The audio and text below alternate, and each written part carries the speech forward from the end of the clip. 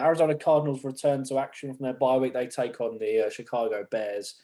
Yes, I know they snapped their 4-game winning streak, but no one in their right mind can really back the Bears to actually win this game. They're obviously 4-7. I think they pretty much have to win this game if they want to keep their playoff hopes alive. I mean, I say playoff hopes alive. The Lions are currently 0-10-1, and they can still get the playoffs. As I said earlier, you can bet $100, get £1 million if they win the Super Bowl this season. Obviously, do not do that bet. But yeah, I've gone 27-16 to the Cardinals. Kyler Murray should be back, but we'll see. We'll see. But I think they'll win anyway. They've got enough to see off the Chicago Bears. Yeah, I agree. I don't think this game will be close at all. I think that the Cardinals will get 33, Bears 13. The fact that the Bears average 16 points a game, simply not good enough. The Bears franchise is no one is happy with Matt Nagy as his coaching methods, considering he's supposed to be an offensive coach. It's just simply not good enough. And because of that, I reckon that, as I say, it'll be comfortable. Cardinals fresh off a bye week, gives you a chance for Kyler Murray to get healthy. We're not sure about DeAndre Hopkins. I mean, is he going to be fit again, Jamie, do you reckon? Or was it pretty much up in the air? I think it's up in the air, but I'd probably rest him. I wouldn't put him that much into this game. I don't think you really need him to win this game. And I think that even with that game, it was the fact that it was close. So the fact the Bears didn't have the ability to score the touchdown, so absolutely ensure it. They relied on their the Santos field goal, and if he missed that, the Lions would have got a win. That's how close it was in the end. When it shouldn't have been that. When you think of all the Lions penalties and coaching disasters, so yeah, and I think that.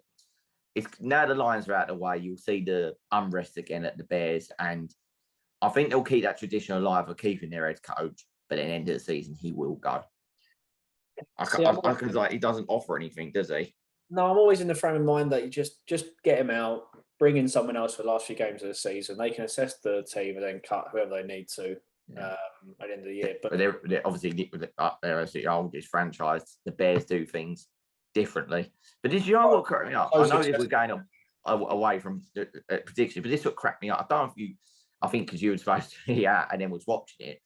But did you hear one of the pundits, I can't remember exactly who it was, whether it's a former Chiefs player from the early 2000s or the other one, and they were talking about, or if it was Sean Gale, that was the other pundit. Yes, and they were talking about how, about what Matt Nagy's record, because of that brilliant first season when they were 12-4, and his overall record was a winning record. They were going, yeah, they would accept that at the Lions, but not at the Bears, because the Bears got such a winning mentality. And I was like, what? Since when?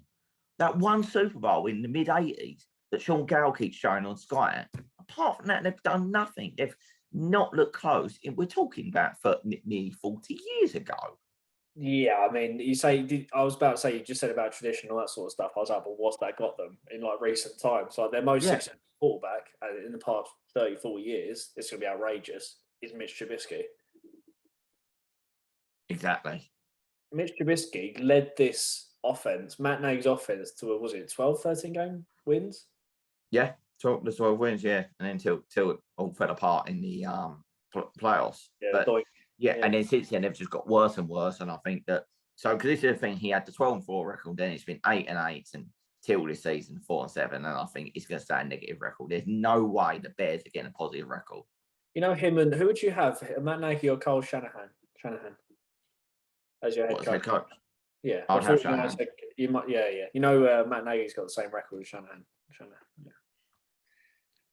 Which is use stats in a bad way, don't they? Because one had a Super Bowl appearance and then had a little bit of an off one because Jimmy G's injury, and then Matt Nagy did double doinker against the Eagles and lost the playoff. And I think you've got to look at where the franchises are at. Who's more likely to threaten again? And it's certainly not Chicago Bears. No, because the Bills' backup quarterback Mitch Trubisky, what a player! That's my Nickelodeon valuable player, my MVP. Honestly, I hate Nickelodeon. Can't wait for that wildcard game. I really hope. I mean, that's why I don't want the Panthers getting in wildcard, because I do not want to see Cam Newton with like slime splash on the screen. So if we just like suck for the rest of the season, that'd be fantastic. Doing a good job of that.